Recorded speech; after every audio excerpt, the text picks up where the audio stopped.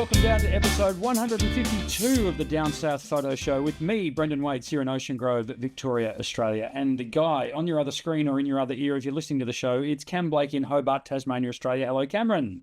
Sorry, I didn't realise we were recording. No, I did. Hello. How you going? Are you good? Yeah, grouse, thanks. Yeah, well, as grouse as can be. Grouse as can be on a Wednesday night? We do record normally on a Wednesday night, and this goes out on a Friday night. So sometimes there's a bit of a gap and something happens in the photographic industry that we miss. But hey, what are you going to do? Well, there is something happening tomorrow or the day after in our neck of woods. A few announcements from brands and things like that. But yes, there's actually a couple dropped today by Nikon. I don't know if you saw that. A 35mm 1.2 I saw. Yes, and their bridge camera, the P1100 now, which started with the P900. You know what? I saw that ad and I thought it was a piss take. Because that's a real thing. I'm like, do they still make them? But they do.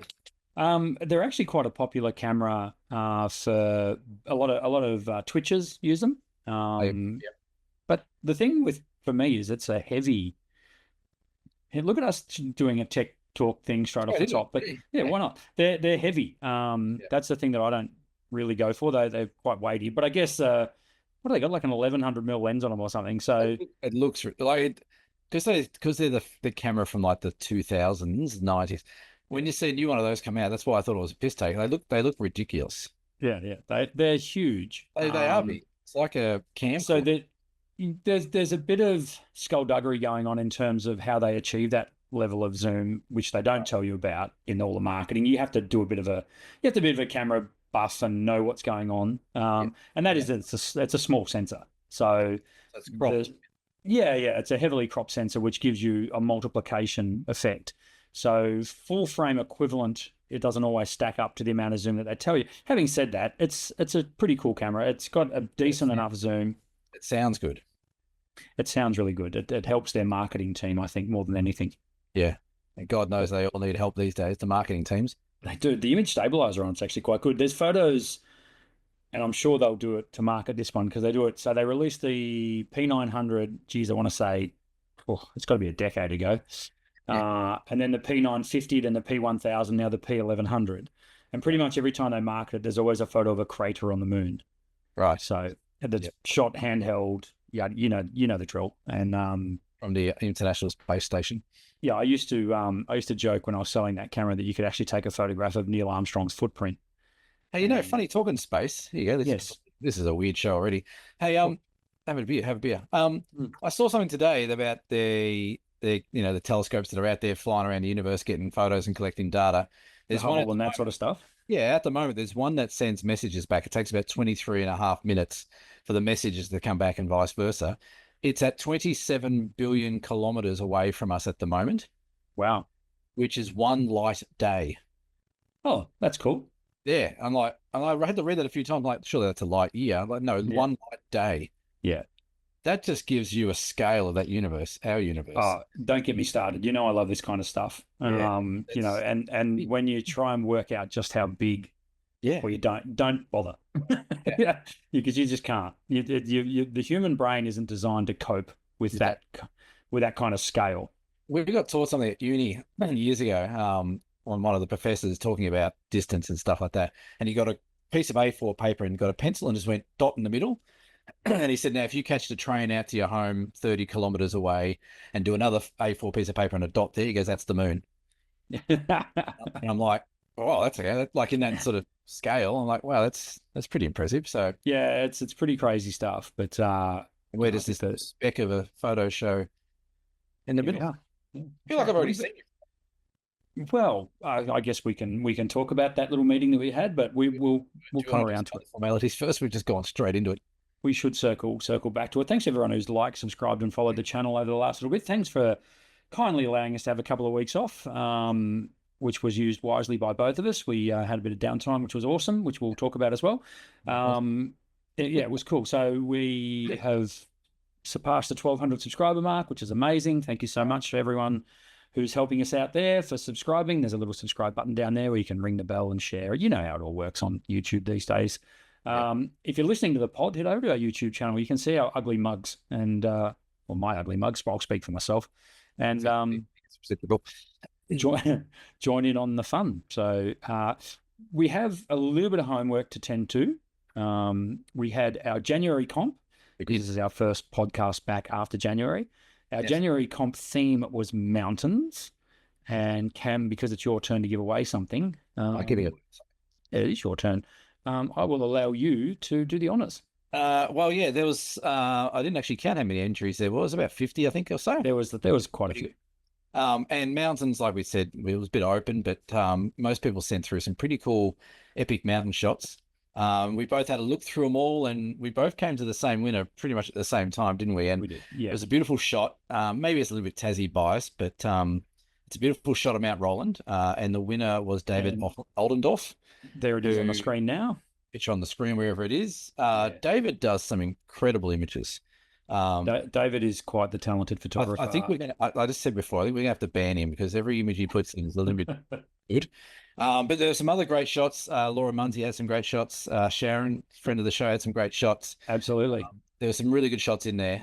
We'll put up a few of the top 5, the top 10 on the Facebook page. And then we'll let you guys vote for who you think is the better one out of the next month. So you got another 20 days or so to have a look through and tell us which ones you like. Yeah, we'll do a little People's Choice Award. People's Choice Award is something that you will give them, probably. Yeah. I'll do like a $50 gift voucher to the People's Choice winner as well. So happy days. Well done, David. Cam will reach out to you. And I'll reach out to David and give him something. Oh, my lights went off. Oh, they were on.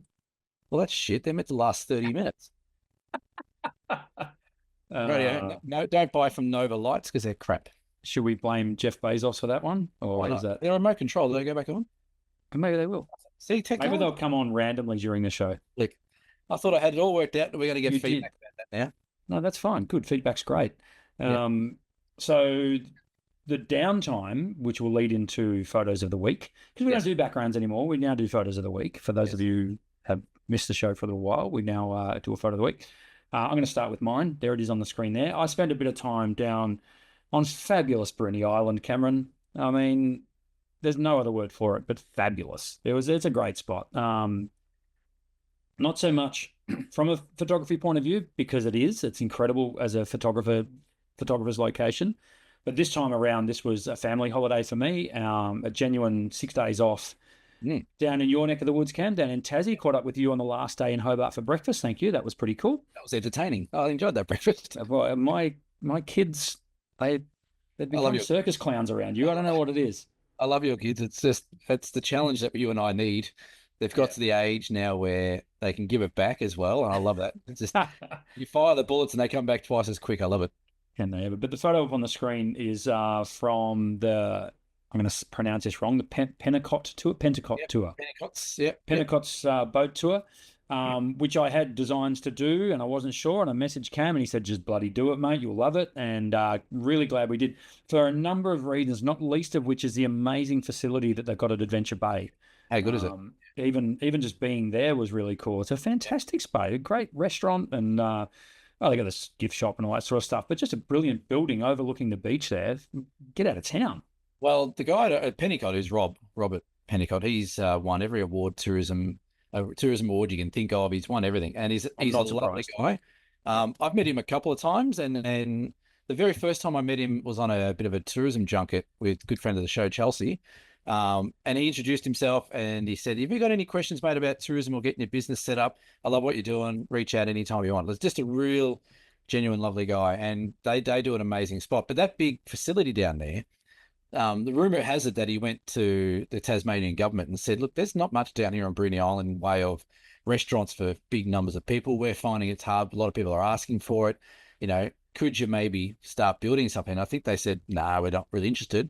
So he went and built the whole thing himself, and now it's just killing it down there. So yeah, I mean, I'm all for successful small business, and I guess it's not really a small business anymore. But not anymore, no. We were there over the Australia Day long weekend, and I guess if it's going to be busy, it's summer and it's a long weekend, so it's always going to be then. I think the only busier time is Boxing Day, apparently, on Bruny, between Boxing and New Year's. Yeah, and when we're into the small shop at Adventure Bay, there's a little IGA type. There is, yeah. How funny is the owner in that place? Did you meet him? Well, it might have been the guy, because I went in there and there was a dude there, so I don't know his name or anything, and I said, oh, how you going, Bob? And he goes, oh, geez, mate, flat out, and I'm like, this is Ocean Grove on a Wednesday in winter. Like, what the Yeah. hell? This is not, And so I love that about Bruny, that it feels like 1976, and even on a beautiful, and it was a gorgeous summer's day on a long weekend, there was nobody there. Yeah, yeah. So nobody go there, okay? Don't listen to this. Don't So everyone. don't go to Bruny Island. That's right, Cooney Island. Bruny Island. Yeah. It's a lovely. You're right though, but it does get really busy. There was a huge outcry a few years ago. There was a summer day down there, and the ferry, because it has a ferry that goes back and forth, and it took 5 hours for someone to like waiting like 4 or 5 hours. It took 4 hours to get off the island. Yeah. They've introduced a couple of new ferries which are a bit quicker. Yeah. Funnily enough, when they're we not were parked there, in Scotland either. yeah. When we were there was three ferries operating. So Oh, the three. two Okay. Yeah, two right. main ones, and then like a supplementary one that was doing Right. doing Yes. the gaps. Yeah, right. And seriously, man, we basically got to where we were, and sorry, I'm just being distracted. We got to where we were going to the ferry, and I reckon we waited 8 minutes. Right. Okay. Just drove They've straight on. definitely improved it. So, Yeah, but well, it's great. I can understand why. Like, if there was an emergency or something like that, Yeah. that's where it gets tricky. Well, But you I can think the almost cool. cross. Sorry, you go. I was going to say you can almost swim across if you wanted to. Well, It's I not. think that's the cool thing about it, is that it's always going to be too far for a bridge. So the ferry's, the main thing, and in some regards that does keep crowd numbers down. So, which is what it's got going for it. Mm. But I think, and sorry, I'll get off Bruny in a sec, but I think the things I adored about it was, one, the accommodation we had was an Airbnb, an absolute beach shack. If anyone wants the details of it, just hit me up privately and I'll send you the details. It was absolutely awesome. And it was just this old weatherboard shack, which is just what we needed at that point. We were just ready for a break. The fact that it's dirt roads to a lot of the major attractions, which can lead to a bit of hair-raising driving by some people, but anyway, that's another story. The lighthouse is amazing. The hidden little spots where you can just go up a dirt road and you come to this. We found this amazing little boat ramp after we got our bread from the fridge. Yes. Yeah. Now, the Bruny baker, look him up as well while you're over there. You get bread out of it. Yeah, anyway, I won't go into it, but it's a lot of people already know about it. Don't give away too much. Let people No. people find that themselves. Yeah, you know what? it's magic. Bread down there. Yep. Every time I get to there, it's gone. Yep. Yeah, we've lucked out the second day we were there. We timed it perfectly. The bread was still warm. Yep. And as I say, we just headed down this dirt road, found a little jetty and little boat ramp rather, just sat there and literally broke bread and had a laugh. And Bruny's excellent. But yeah, the seals that we got, we could reach out and touch seals if we wanted to on that boat trip, which was pretty awesome. We were quite lucky because the seas were not overly rough, although both Harvey and my son and myself, we were both like, I hope they're really big, but they were only. Damn it. Also, that's what I told you to go on there. I was hoping for some swell. Yeah, I think, now, correct me if I'm wrong, but I think you got like 11-meter swell or something? We went out on a trip, it was 7 to 8 meter swell. Right, okay. And they said if it was another meter, on it. they wouldn't have gone. They wouldn't have gone if it was one more. But yeah, it's a great spot. And you get, like I said, you get close enough to smell those seals. And aren't they smelly? Well, thanks to Mick, who was our captain, who was absolutely brilliant. The smooth operator. He knew exactly how to handle people, and he did it brilliantly. So thank you, Mick, for making it a wonderful trip on the boat. They're a good company. They do a great job. And I've never been on I've been on that boat 20 times and I never had a bad experience. Yeah. And you're right. The guides do make the trip as well. When they come around, and I think exits are here, and here. Like they always, you can jump off wherever you want. And they just got a sense of humor about it, and they're wonderful people. So not to burn any of his material, but one of the funniest things he said was, we were cruising out, and we just stopped. We were looking at something, the totem. No, what's it called? The bishop on the horse, whatever it is. Yeah. And he goes, "There's a whale out there somewhere." Brilliant. It's the kind of job you could do. And it speaks to that company. You can tell that they've employed the right people, and they drill them on how to cope with people. Because a lot of people are out of their depth out in these boats, and they're Pun intended. well, they're probably feeling a little bit unsafe at times, but it was 100% safe. Yeah, yeah. Seatbelts in the boats, life jackets right above your head, everything. Like, yeah, you couldn't go wrong. It was absolutely sensational. So, Yeah. hats off to that company and hats off to Bruny Island. Now, Cam, your photo of the week, which is now up on the screen, there. Yeah, I don't know. It might be over there. I don't know. My photo of the week is chosen really by you because you said you really liked this photo. So, this is taken on a beach again, talking about crowds of Tasmania.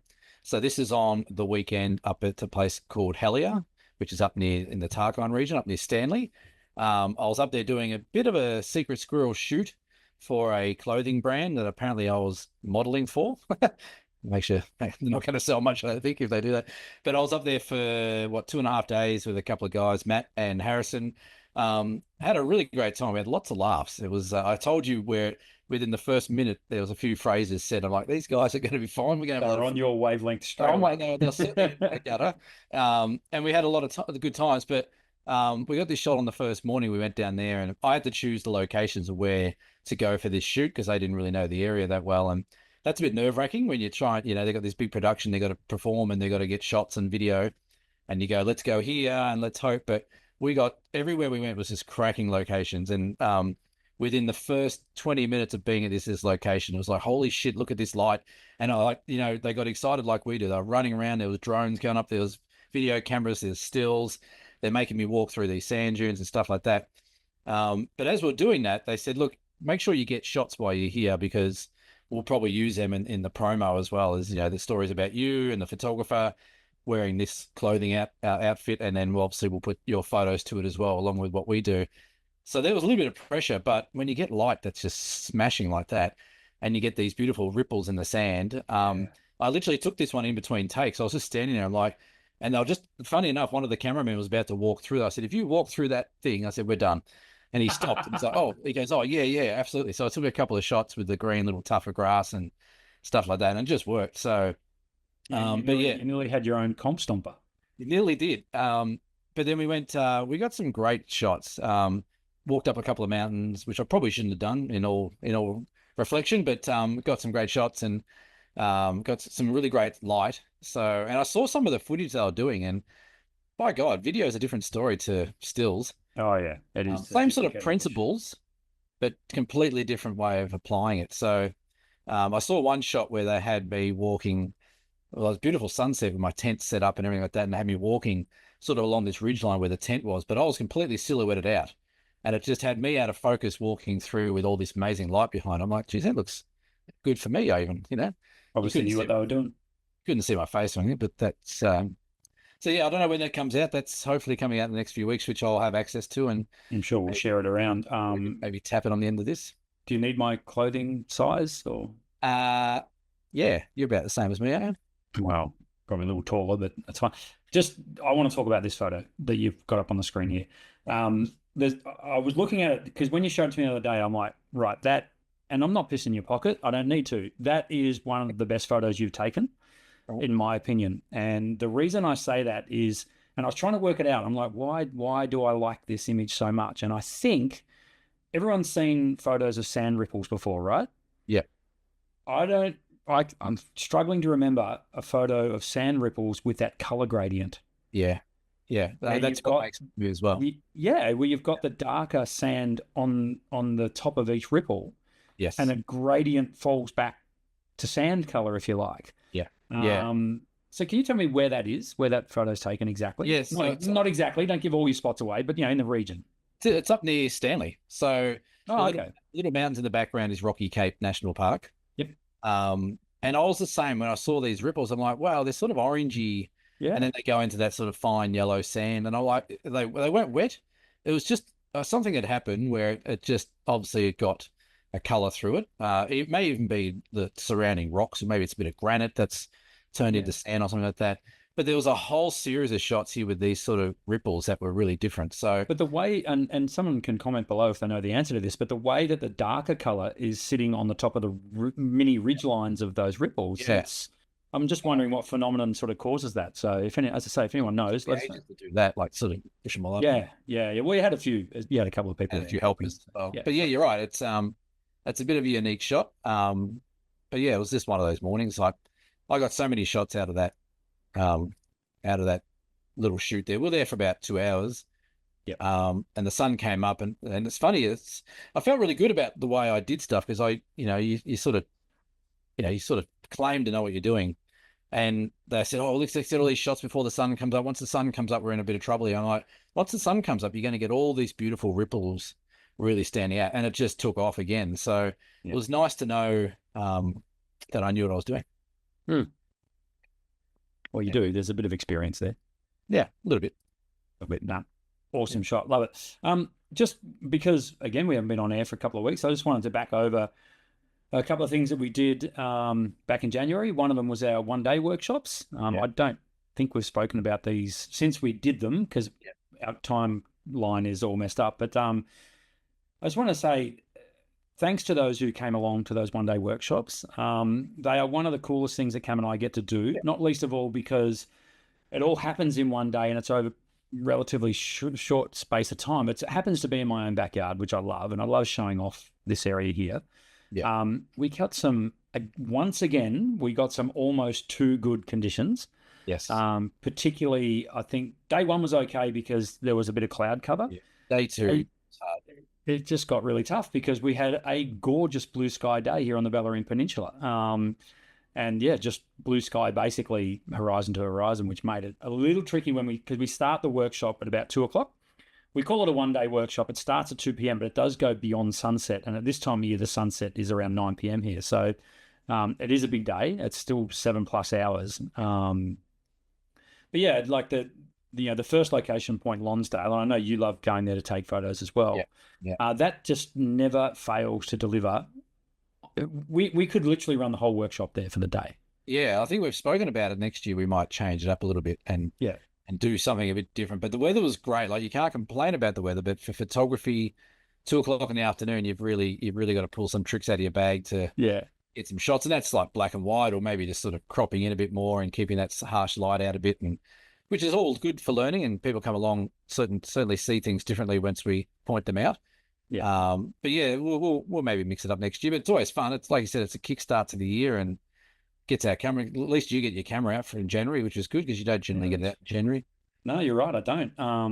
And that's just a reflection on, as I say, it's December, January is my busiest time of the year, so it's hard for me I like to get home and relax. But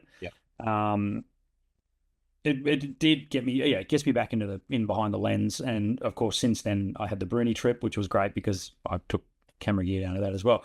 But yeah, the one day workshop that we did this time around, where we did 2 of them, Friday and Saturday, we actually had 3 or 4 people do both days.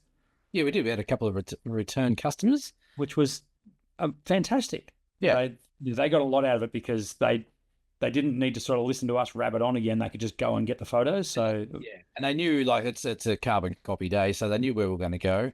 And I think to be honest, it's actually it's quite clever. Yeah, it's quite clever because you get a workshop for price of. Yeah, it's like that's going to put the price up, aren't we? Cost them like $400 for a 2-day workshop. I mean, obviously they had to stay somewhere local, but it was very cool. We really enjoyed it. Sharon owns a place down there now. She might as well. She's on a first name basis at the local fish and chip shop. I know that. Absolutely. And why wouldn't you be? But like we do Point Lonsdale, we do the lookout here in Ocean Grove, and then get down onto the beach. And I think that was cool. For some reason, fluked good tides. How does this happen? How is so? What are the odds? How are we so on point with this? We know what we should do. I think we did this last year and then we regretted it a little bit, but maybe we should put out, if you're in Australia and you want us to come somewhere to your region to do a 2-day workshop somewhere, and you've got 10 people that you can get to come along, let us know in the comments or send us an email, cam@tasphoto.com.au. We might take this show on the road maybe next year. Reach out to us. Well, look, we're always interested in that kind of stuff. We're not going to Mildura though. Why not? Mildura is great. Yeah, not for a 1-day workshop. What have you got against Mildura, Cameron?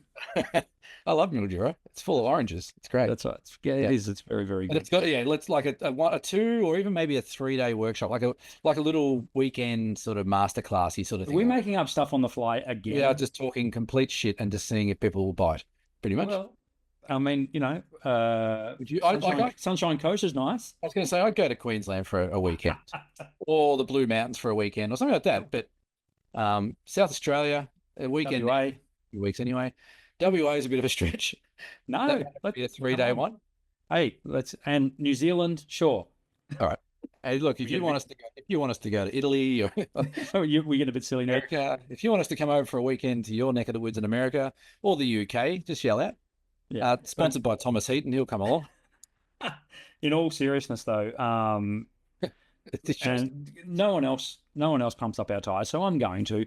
The feedback we get after we pay the workshops, but in particular the ones where it's like a hit of photography, and that's where the one-day workshops are so good. It's what we should we have people who are absolute novices. Like some people don't even know how to turn the bloody thing on, and that's great. We love those people. Yeah. We also have people who have been doing it forever, like your David Oldenhoffs of the world, who are obviously fantastic at their craft, but probably more than that want to get together with like-minded people and shoot an area. Yeah.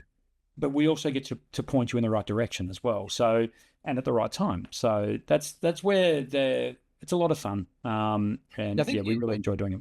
That's maybe what we should call it, like a dose of photography or an injection, a small injection of photography, because it's not a week-long workshop. No. It's not. It's a photo fix. A photo fix. Yeah. So did I just come up with something? No. Now we've got to find a weekend that we can actually do. That's right. Actually, I think photo fix has been used by someone else. But anyway, it doesn't matter. Everyone rips everyone off in this game. I was going to say, don't get me started on people ripping business names off. Can we talk about that? Yeah, why not? Let's get it out there.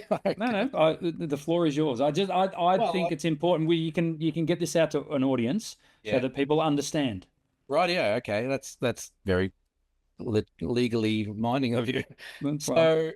It's come to my attention that someone in Hobart, and I think I know who it is, has decided to come out with a business name that's very, very similar to mine, doing similar, if not identical. We're not going to name the business name. I'm not going to name it. Like, it's a very similar name to my business. I'm Tasmanian Photography Workshops. Sometimes it's Tas Photo Workshops. Sometimes it's Tasmanian Photography Workshops and Tours. There's a few different things, but it's registered as Tasmanian Photography Workshops. There's one out there now that has one word different in that, which is very, very potentially confusing for the market when people are looking to do workshops down here in Tasmania. I don't think there's any law against it. I'm not too fussed about it. I've got a successful business that's award-winning, and we've got great clientele. We've got great stakeholder relations down here. But it's very interesting that they went down that track and just decided to go with that business name. Whether or not it's just purely because they think that's what they want to call themselves, or whether or not they're trying to capture some of my market, whatever it is, I don't know. But yeah, it's interesting. I would call it cheeky at best. Yeah, illegal at worst. So well, I think there might be some grounds there for. There is, and there is things in the background working at the moment to suss that out. I'm not too concerned business wise. Competition's good. It's good to have other people do stuff. It's more so just the similarities in the name, which I think could get confusing down the track. Yeah.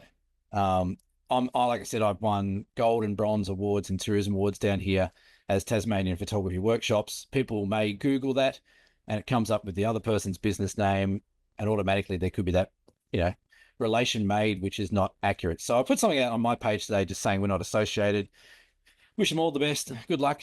That's fine. But it's just interesting that had happened. So it'd be like me sort of rocking up to Ocean Grove and doing Ocean Grove photo and camera.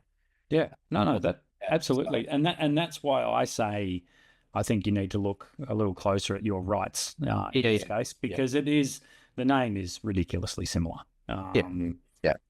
And the logo's a joke. But anyway, that's just sorry. I shouldn't throw stones. I'm not sorry. I'm sorry. I'm not throwing stones. Yeah, look, I've investigated a few things. It's interesting though. It's probably an interesting topic for another episode. But trademarking and things like that with business names and business logos, it's quite a big rabbit hole to go down. Yes. I never thought I'd have to go down that road, but to be honest as well, I'm not overly surprised that that's happened here in Tasmania either, because they do some interesting things down here when they want to do stuff. One thing I did like about what's happened though is my government background. I used to hate working at government. So for those listening, I used to work in the child support agency for 14 years, doing investigations into big debts, people not paying their child support properly. So the Australian child support agency has a hell of a lot of collection power, which is what we're doing. But they also have an amazing amount of access to government search engines and business engines and all that kind of stuff. And a lot of those are actually publicly available, but not many people know about them. So within seconds, I found out who it was and when it was registered and how they went about it. So it's really interesting. I was actually quite chuffed that I'm like, I haven't lost any of those skills of being able to chase people down. So I don't know, like whether or not I reach out to them and say, hey, look, you know what? Yeah. But I like to think the horse is bolted because they've come out, they've announced it. They've got, like I said, they've got a logo, they've got names and stuff. No, if they've done something illegal, then the horse hasn't bolted at all. Yeah. I'm hoping they've checked into that themselves and maybe possibly, but maybe they've ticked all the boxes that they need to tick and stuff. As far as I'm concerned, and you're a mate of mine, so I'm going to back you up. But I think it's the point that you make is the confusion thing. Yeah. Where someone might think that they're signing up to a Cam Blake photography. Cam Blake's going to be taking them on a tour, and then all of a sudden they've signed up with some other person who's not you. Yeah. Yeah. So and look, like the person who I'm 99.9% sure, good photographer. I don't know much about their business antics or anything like that, but look, there's no issue with their abilities or what they're potentially going to teach. Like I said, to me, it's just that confusion in the market. Just get a different name. Yeah. So yeah, we'll look down that track. I've got a few other things to get through first, and then I'll go down that little avenue and suss that out. But yeah, it's an interesting one. Yeah, I've had a few people comment, and yeah, it's interesting how things work. You can just see how all the little cogs go on people's heads and stuff like that. So yeah, well, look, I mean, comment below if you'd like to talk about this as well. So it's interesting. It's an interesting topic. And if anyone's a business or trademark expert, you were asking a bit of our audience this time. Oh, we've got the greatest audience in the world. Surely we do. We this goes intellectual property barrister or something like that. If you got one, this goes without saying. Now, while we're on the business front, let's talk quickly about our workshops for 2025, which are sold out. We said roughly 75-80% sold out. So, can we just quickly give people an update on what places are left for the workshops? We can. Murray Mallee workshop, which is late March. We've got 2 spots left there. That getting sold out. I can almost smell that. Yep. So come up to the Murray Mallee. You've got incredible Murray River. We've got all the beautiful Lake Tyrrell. We've got Lake Touchywock. Hey, I got it right. Lake Touchywock. Naya West, that little cool movie set town is crazy good. Straight out of a Western. Yeah, you've got these beautiful outback scenes. So that's a great little workshop. There's 2 places left on that. Great Ocean Road, which is in mid to late May. We've got 4 places left on that. Did you see the shots that your mate got down there the other night? Oh, no, it wasn't. He got one from Ocean Grove, the guy who's that guy. But there was another guy I think we know down at 12 Apostles who got the lightning bolts all over the back of the Apostles. Can't say I've seen it. I'll have to look it up. All right. Yeah, it was very impressive. So that's a great workshop. Not only is the Great Ocean Road awesome, but you got those beautiful Otway forests and lighthouses, and you got beaches you can walk down to. Look out. That's a phenomenal workshop / tour. Yeah, we can almost kill you on the way up of a lookout in the morning. Yeah, absolutely. Do that. And then one of my favorites, the Tarkine to Cradle workshop, which is down here in mid-August, where we go 3 days in the Tarkine, and we move up to Cradle Mountain, do 3 days up there. That shot that I put up, we could probably grab that shot on our workshop if you want to go visit that little beach. It's beautiful. So we've got 3 spots left in that one as well. So I'm confident we'll have no spots left in the next month. Your presentation of these workshops has improved out of sight since this podcast started. Media training or something. It's like you've been getting a bit of practice in. I like it. So, and now to that end as well, Ocean Grove Camera and Photo, my business. You're in Ocean Grove. Ocean Grove Photo and Camera. Camera, that's right. I'm offering everyone who watches or listens to the podcast a special discount on printing. If you want to order prints online, head to cameraandphoto.com.au. That's camera and with an AND, photo.com.au. Click on the online prints, go through, order your prints, and at the end at checkout, there's a coupon code. Enter the code DSPS, down south photo, DSPS, enter DSPS, and you'll get 20% off your order. That's at checkout. So whatever you order online through my online printing service, enter DSPS and get 20% off your order. You can put in multiple orders. I don't mind. It's not just one order. You can do it as many times as you like.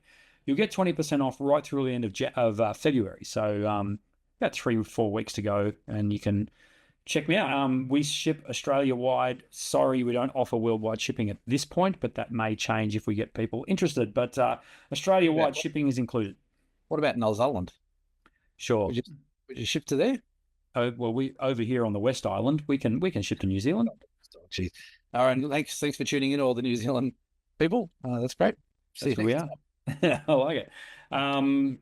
Are we going to mention that thing that's straight under the main topics thing next time? Do you want to go through it or not? Well, look, I think we can just. I don't mind, but yeah, we can probably just say that quite coincidentally, the gentleman on the screen and this gentleman on this screen have both, how can we put it, suffered a little bit of health issues over the last month or so. And it's not because of being close to each other. Now, don't be alarmed, folks. It's not life-threatening. It's nothing as serious as that. It's not unserious, though. Unserious. It's not to be taken loosely, but Cam and I have both got our little health challenges over the next few weeks. So we both require surgery. So we're both going under the knife. Weird. Not to be outdone, I've upped the ante and I'm having a couple of operations. You sure have. So one's tomorrow, thankfully. That's right. And look, again, I know there'll be people who are concerned. It's quite run-of-the-mill sort of stuff. It's quite common for men of our vintage, shall we say, particularly me. So we'll just leave it at that. But it's been affecting my business a little bit because I've actually had a couple of people ask me, because I haven't been myself. Like I've just been very run down with the condition I've got, and once we get, well, let's get that sorted out. Let's just say that. But we're totally fine to run our workshops later on in the year. Don't let that affect it. Don't start unbooking shit. No, we're totally fine. We're fine in that regard. So well, it does open up an interesting sort of topic, doesn't it? About you're running your own business and your health. Yes.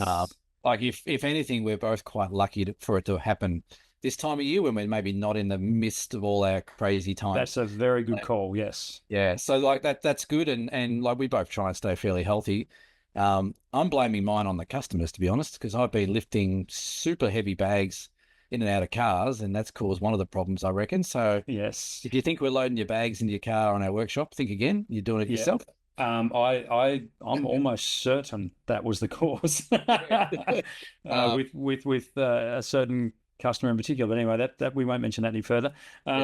Yes. So look, we're going to be totally fine. But as I say, if we miss a couple of podcasts over the next month, that's the reason. Yeah. And they're not going to chop our heads off. That's going to happen still. We'll be here. You can't get rid of it. But it's interesting. Yes. I didn't think this would be what I'd be doing in 2025 at the start of the year. No. So bit of a curveball, but nothing we can't handle. Now, Cam and I had a meeting this morning. When was that? This afternoon? Yes. Yeah. With the wonderful people from Lucky Straps. Where are they from? Where? Lucky Straps. Lucky Straps. What do they do? That's right. For those of you who don't know, Lucky Straps, they're a fantastic business that make custom-made leather straps for your camera. I know a lot of people who listen to the show might already own one, or at least if you went to BFOP, you would have seen their products up there. But the guys from Lucky Straps, we're talking to them about a potential deal, basically, where they might become sort of a partner on the show, if you like. And we're going to do, there's a Lucky Strap right there, made in Bendigo, Victoria. We love them because they're a small, for want of a better word, family-run business, and they make great products. So keep an eye out on that and on, what's the name of their podcast, Cam? I should know. The Camera Life. The Camera Life podcast, because Cam and I will feature on that at some point, but we will obviously share that around. So over the next few months, you will see us up our involvement with Lucky Straps. Did I say Lucky Straps enough? Yeah, I think you did. I think you didn't say luckystraps.com though. Okay. Established in 2014. We are optimistic that we will have maybe a giveaway or two and maybe some unique products from Yeah. Lucky Straps coming your way soon. It was a good chat. It's good to chat to those guys. And I think it's another wonderful thing. Like you said, they're a wonderful little family-owned company, Country Victoria, doing some great stuff. But just the way they've reached out to us and vice versa, how that relationship's starting to build. Again, it's just the word you use is organic. Like, we haven't gone chasing them. They haven't come chasing us. We just all met each other at BFOP, the Bright Festival of Photography, which is what that festival's all about, networking and getting to know people. And I think they're just similar, like-minded people. They're just in it to have a good time. They love their photography. They produce an awesome product, which, like I said, I've had my Lucky Strap for years and still looks brand new. So yeah, it'd be good to be working with them. And like I said, we can hopefully bring what they've got and some unique products to our viewers. And yeah, watch this space. It's happening. And that might mean we have a sponsor for the show. That's crazy. Yeah, I hate the word sponsor, but anyway. We've got a friend of the show. We've got a friend of the show. That's right. You're not going to believe this either. After that meeting, I went into work and my staff member had taken in a camera that needs servicing that had a Lucky Strap on it. Yeah, I was interested. They're everywhere. They've got a really good reach already. They're 20 times better than the friggin' strap that comes with your camera. Oh yeah, 100%. And like I said, that's genuine, good stuff. Handmade, hand stamped. Looks great on the camera. Yeah, so they do a great job, and yeah, looking forward to seeing what we can collaborate together with. And we'll be on their podcast, and we'll probably share it across ours. And yeah, like a nice little family happening. It'll be excellent. Now, the best deals are made over a beer, like we did with Lucky Straps. Like this, the way this podcast started actually was over a beer. So Cam, beer donations for this week, please. Well, beer donations, well, we sort of forgot where we stopped from the last time. Yeah, so apologies if we don't give you a shout out, but no, I'm pretty confident. Our last episode, I think we mentioned Susan Northover, but we didn't. She did give us one last weekend, last episode, as did Sharon Thorogood. But there's a new guy. He's actually done two. I think he's I think he's slipping this Mel H guy. He's bought us 2 beers, and Felicity J also bought us a beer as well. So thank you for those guys. Unfortunately, I'm not drinking beer at the moment. Brendan is. Yeah, but I'm not at the moment. But it'll go to good use. I'll make up for it in about a week, I reckon. Absolutely. No, if you would like to donate, buy us a beer, head to dsps.com.au. That is dsps.com.au.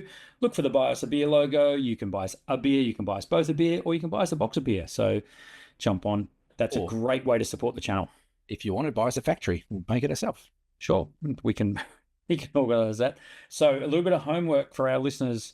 One is we'll keep an eye out for the People's Choice Award for last month's comp. 2 was jump on and check out our workshops, and also jump on to dsps.com.au and buy us a beer. There was something else as well that we mentioned. I can't remember what it was. Intellectual property lawyers. Oh, yes. Do we have any? Oh, and if anyone can explain to me how the dark ripples in the sand happen, that would be... Yeah. So you guys got a lot of homework, and we expect it in by 5 p.m. on Saturday after this comes out. That's right, Cam. I love what you've written there as to what you've got coming up, but I don't quite think that's right. No, I just want to apologise too as well to these lights going out and my background not being to the level that it's expected. Pretty ordinary from your light manufacturer. I do apologise for them. They're meant to last for more than half an hour. Oh no, I know what I did. There's a timer. I put a half-hour timer on. That's why they idiot. All right, lesson learned. So apologies for that. What's coming up for me? That's what's coming up. Yes. I don't want to do that, but that's what's happening, and it's happening all tomorrow. So hopefully I might even be able to listen to this episode while recovering. By the time this comes out, you would have had procedure number 1 done. So I've got to wait until the 20th of February for my procedure. So I don't know when my procedure that you're getting is done. So we can compare notes. Well, you know what? I'm actually happy that you're going first for that one. I don't think it's going to be as bad as the one I'm getting tomorrow. Possibly not, but I do think, look, I suppose you're going to mean 2 or 3 days off my feet. That's all, but that's okay. That's fine. No heavy lifting, so you won't be able to go to the toilet or anything. There's There's no heavy lifting. So I think I'll laugh too much. I might explode. yeah, look at us. We're invalids, is what we Yeah. are. But we're Yeah. all good for workshops. Having said that, I have an overland track tour that is actually leaving on the 6th of March, which I can't be going on. But today they closed the overland track due to I fire. know. Amazing. Fires out to the west of the track, which Yeah. not endangering people at the moment, but I think it's a precaution.